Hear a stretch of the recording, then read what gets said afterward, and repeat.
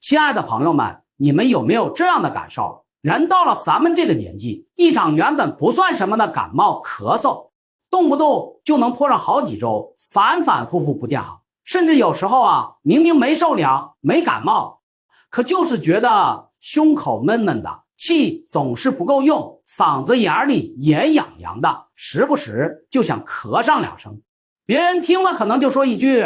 哎呀，年纪大了，气管不好了。可这背后藏着的可能就不是简单的老毛病了，它很可能是我们肺部发出的一种警示，在提醒我们要警惕肺炎这张隐形杀手了。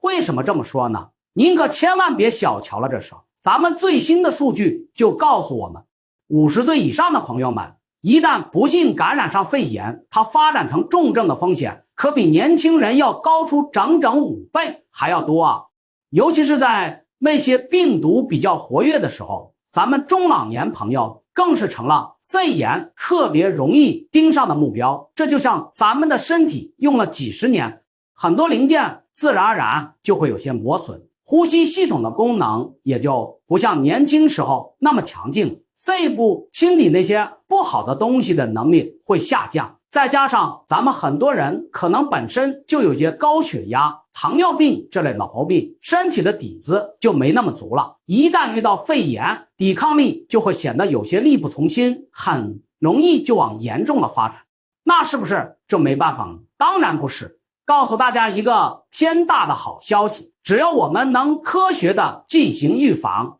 把肺炎的风险降低 70% 是完全有可能的。中医里常说正气存内，邪不可干，意思是只要我们身体里的好气儿足了，那些坏东西就没那么容易侵犯我们。咱们的身体就像一个家，肺就是家里的窗户，负责跟外界交换新鲜空气。如果窗户经常被灰尘堵住，或者窗户本身就不够结实，那外面的风寒邪气就很容易趁虚而入。中医讲的脾为生痰之源，肺为主痰之器，就是说我们的脾胃如果虚弱了，身体里就会产生多余的垃圾，也就是痰湿。这些痰湿堆积在肺里，就容易导致咳嗽、胸闷。而肾呢，这就是咱们身体的蓄电池，管着全身的元气和火力。年纪大了，这个电池的电量会慢慢不足，身体的火力不够，抵抗力自然就弱了。我还记得以前有个老哥姓张大爷，他就是那种常年咳嗽的老烟枪，每次换季都咳得厉害，嗓子里总感觉有痰，咳又咳不出来，人也总是没精神。他自己觉得就是老毛病，没太当回事。有一次感冒了，咳嗽更厉害了，还开始喘，晚上睡觉都憋得慌。去医院一查，果然是肺炎。当时张大爷和家里人都急坏了，吃了不少西药，症状虽然控制住了，但总是反反复复，人也显得特别虚弱。后来他找到我一看，张大爷的舌苔白腻，脉象沉弱，典型的脾肺气虚，还有点肾气不足的表现。我跟他说，您这得从根上调理，把您身体这个内环境给改善了，才能真正把这股子虚邪贼风给挡在外面。我给他开了些健脾益气、温肾纳气的方子，还叮嘱他每天在家坚持泡脚按摩几个穴位。张大爷一开始将信将疑，但听我讲的明白，就决定试试。说也奇怪，大概过了3周左右吧，他自己就发现早上起来咳得没那么厉害了，痰也少了，人也感觉没那么累了。他高兴地跟我说，小医生，我这精神头都回来了。虽然不是1天2天就能完全好，但只要坚持，身体就会一点点往好的方向走。这就是咱们中医的厉害之处，它不是简单的把病压下去，而是帮助你的身体重新找回它对抗疾病的力量。所以说，要预防肺炎，要让我们的身体这扇窗户变得更坚固，这需要咱们内外兼修，把身体的正气给好好的养起来。咱们先来说说怎么把身体这个脾胃给顾好，中医讲脾为后天之本，气血生化之源，意思是说咱们吃进去的食物能不能变成身体需要的能量和气血，全靠脾胃来转化。如果把我们的身体比作一个燃烧的锅炉，脾胃就是那个负责往锅炉里添柴火的工人，如果工人累了，更多慢了，或者送进去的柴火质量不好，那锅炉的火力自然就小了，全身的暖气和动力都会不足。咱们中老年朋友如果发现自己总是没胃口，吃一点点就觉得饱，吃完饭容易胀气，大便不成形，人总是懒洋洋的，这就是脾胃虚弱的信号。脾胃不好了，气血生化不足，肺就没有足够的燃料来工作，抵抗力也就跟着下降。所以健脾益气是咱们增强抵抗力的第一步。平常咱们可以在饮食上多注意，比如说多吃些山药、芡实、薏米、红枣这类健脾的食材。山药可以熬粥，薏米可以煮水，红枣可以当零食，都是很好的选择。尤其是早上的粥里放点山药和红枣，温温润润的，给脾胃一个好的开始。坚持一段时间，你会发现消化变好了，人也更有劲了。接下来咱们再聊聊肾这个蓄电池。中医认为肾为先天之本，它储存着我们身体最原始最宝贵的能量，是维持生命活动和抵抗疾病的基础。人老了，这个蓄电池的电量自然会慢慢减少，这也就是为什么咱们年纪越大总觉得腰膝酸了，特别怕冷，晚上起夜多，头发白得快，耳朵也不灵光了，这都是肾气不足的表现。肾气充足，身体的底子才够厚实，抵抗力才能强。如果肾气不足，就好像咱们的家电电压不够，运行起来也总是拖拖拉拉的，遇到点小冲击就容易短路。上海市老年新型冠状病毒感染中医药诊疗专家共识里也提到了，那年人调理要注重补肾。咱们可以在日常生活中多吃点黑色食物，比如黑芝麻、黑豆、核桃，这些都有助于滋养肾精。晚上睡觉前用手搓热腰部，也是一个简单又有效的补肾方法。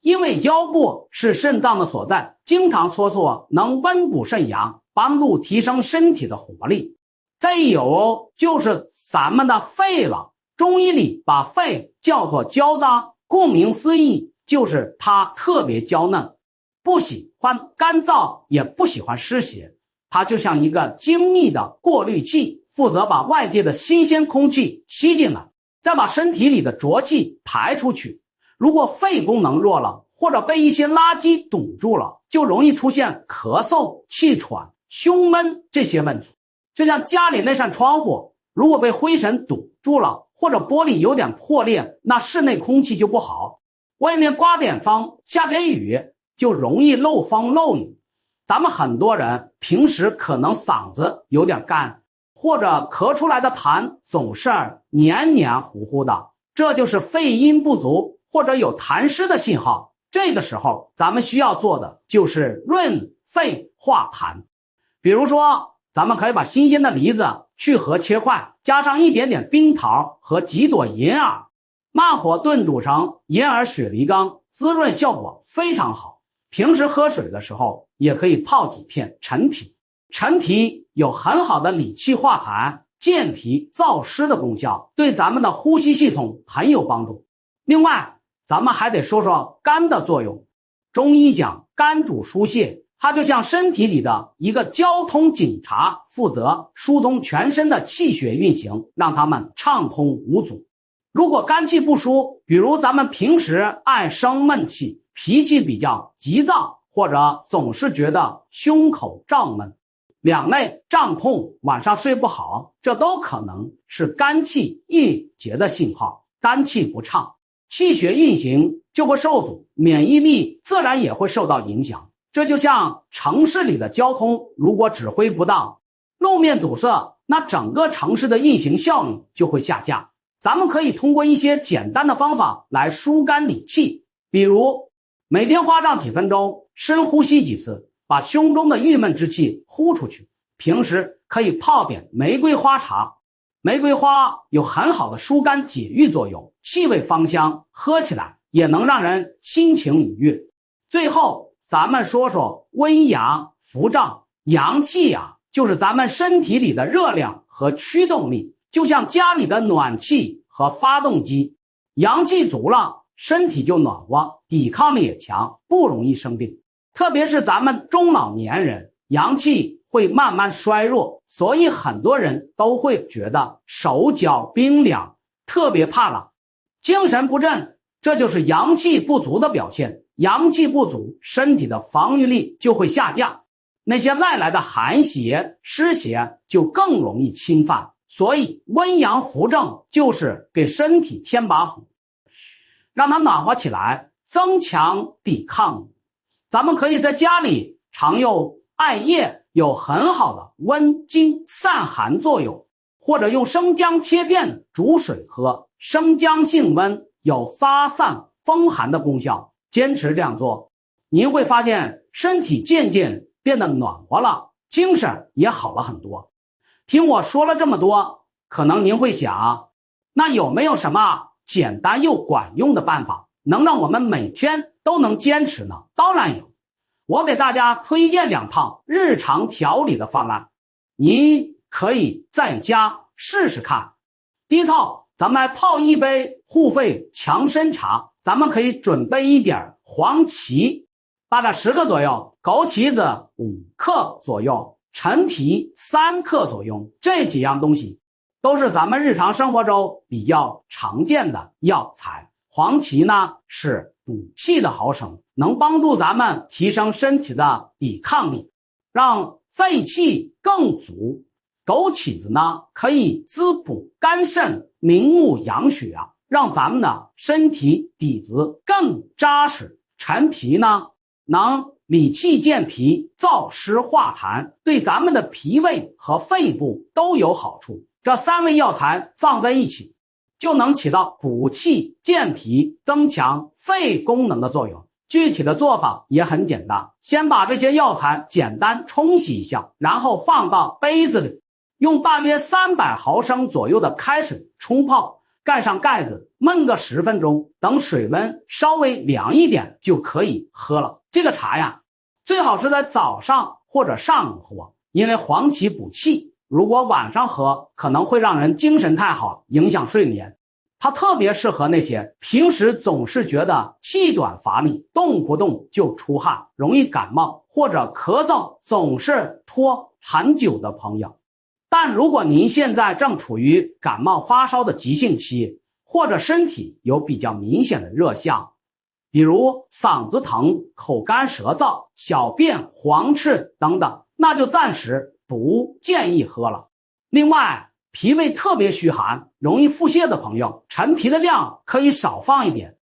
第2套，咱们可以试试一个温经健脾足浴法。足浴啊，是咱们老百姓非常喜欢的一种养生方式。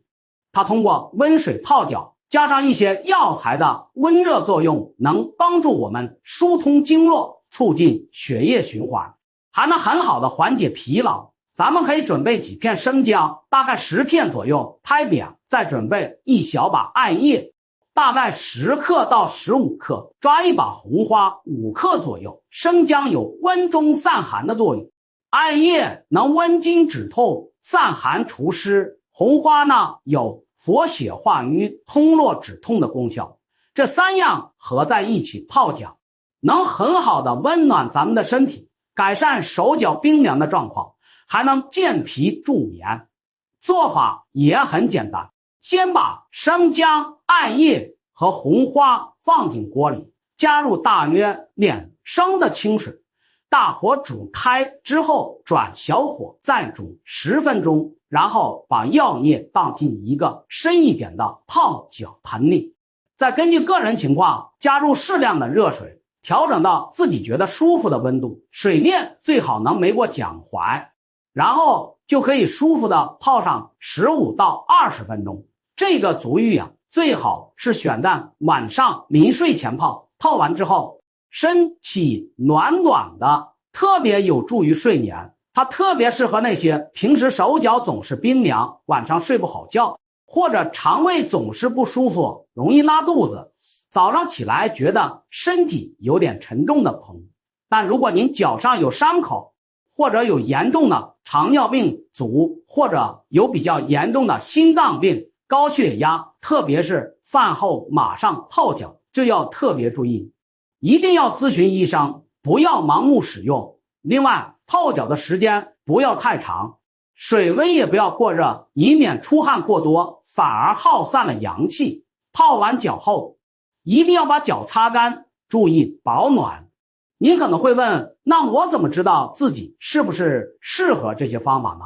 我教您几个简单的自我判断小方法。如果您平时总觉得气短乏力，稍微动一下就出汗，容易感冒，舌苔颜色比较淡白，人也容易犯困，那刚才说的黄芪、枸杞、陈皮茶，您就可以考虑试试了。如果您经常手脚冰凉，晚上睡觉总是翻来覆去，睡不踏实，或者肠胃总是淫逸作痛，容易拉肚子，早上起来觉得身体有点沉重，那温经健脾足浴方对您来说可能会有不错的帮助。不过话说回来，咱们中医讲究的是辨证施治，它形体的情况都不一样，就像穿鞋子合不合脚，只有自己的脚知道。